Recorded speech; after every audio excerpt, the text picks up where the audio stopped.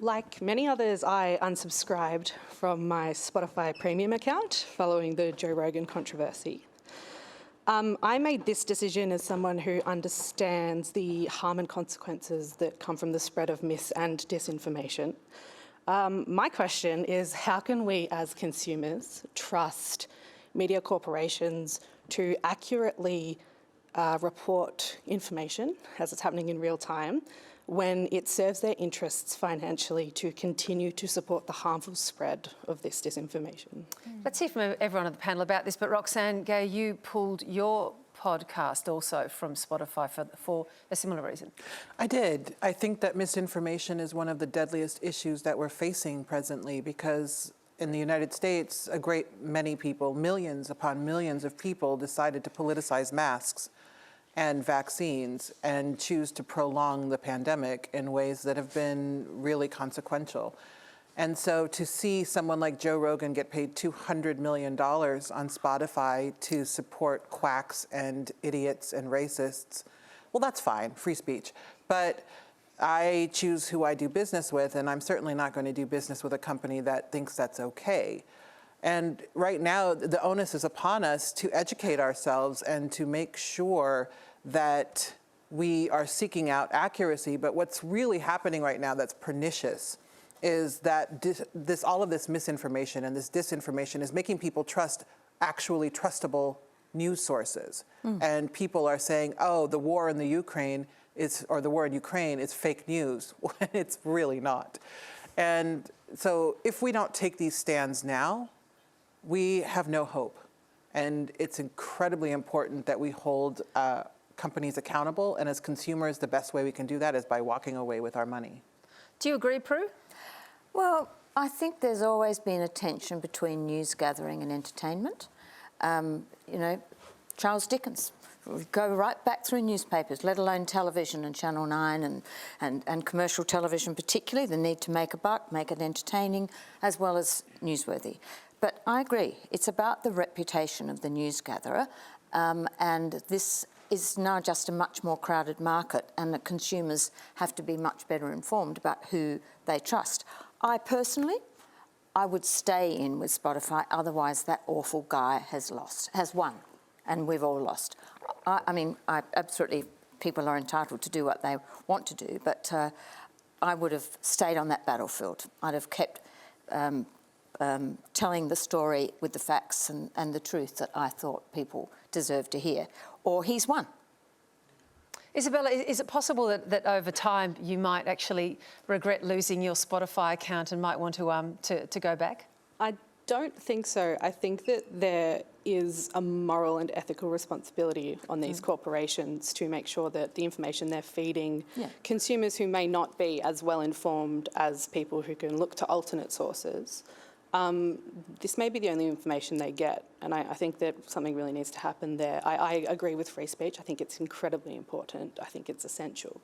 But I do think that there's a responsibility on those organisations to make sure the information is accurate. But it's complicated. Yeah, I'll come to you in a second, Thomas. But it's complicated, isn't it, Roxane? Because I know you wrote in the editorial piece that I think published in the New York Times talking about you leaving Spotify, that you also disagree with, much of what the Rupert Murdoch's newspapers publish around the world. That causes you grief.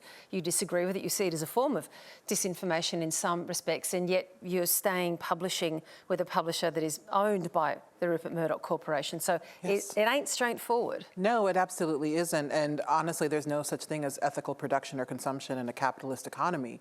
And so this just compromises the whole way. It is. It really is. And, the thing is, I am still on the battlefield, even though my podcast isn't on Spotify, because it's available everywhere else that podcasts are available. Right. And we're all doing advertising. I think there are stances that are worth taking. And in terms of, Rupert Murdoch, it definitely, I'm published through HarperCollins in terms of my nonfiction, and it has served me very well. And I have a wonderful editor and a wonderful team behind me. And so I look at that and know, with Spotify, I didn't have any sort of personal connection. Yeah. My podcast is simply available there. And unfortunately, a significant number of my listeners did come from Spotify. But many of them have followed me, and I trust myself and what I have to offer to trust that people will understand my moral compass and go where it leads. Thomas? Yeah, I think that, harmful misinformation should be removed from those platforms. And Isabella, as a First Nations person, this is something that we live with all the time. I mean, the Murdoch media, I'll never forget the Australian, 2015, I think it was, the Bill Leak cartoon that showed an Aboriginal man facing a policeman that was holding a small Aboriginal boy by the scruff of the neck. The Aboriginal man's holding a beer and he's talking about responsibility to the Aboriginal man, and the Aboriginal man saying, yeah, all right, so what's his name? It was just disgusting. This sort of harmful misinformation is all through the media about First Nations people and who we are and how we live and how we love our children. And it's just absolutely, this sort of misinformation shouldn't be acceptable to any of us and how we spend our money. You put together a collection of essays, of letters of fathers, Indigenous fathers to their sons called Dear Son. Was that cartoon the catalyst for it? It was just one catalyst of so many. I mean, even like the 2007 intervention was an absolute farce. It was millions and millions of dollars went into disempowering the most vulnerable Aboriginal people in communities. The army was turned against its own citizens in those communities and went in there.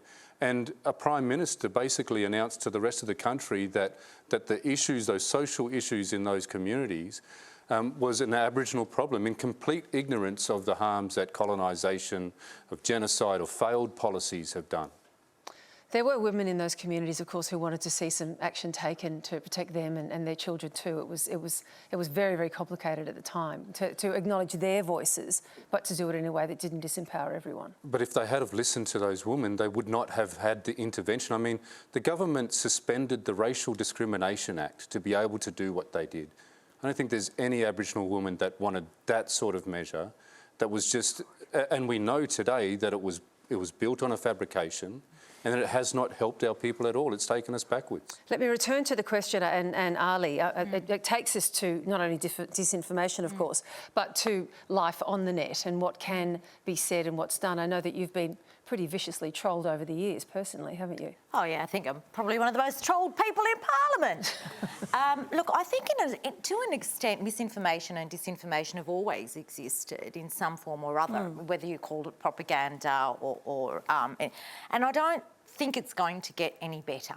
I think given the media environment that we have today, the fact is that people can choose what they want. There's a lot more choice.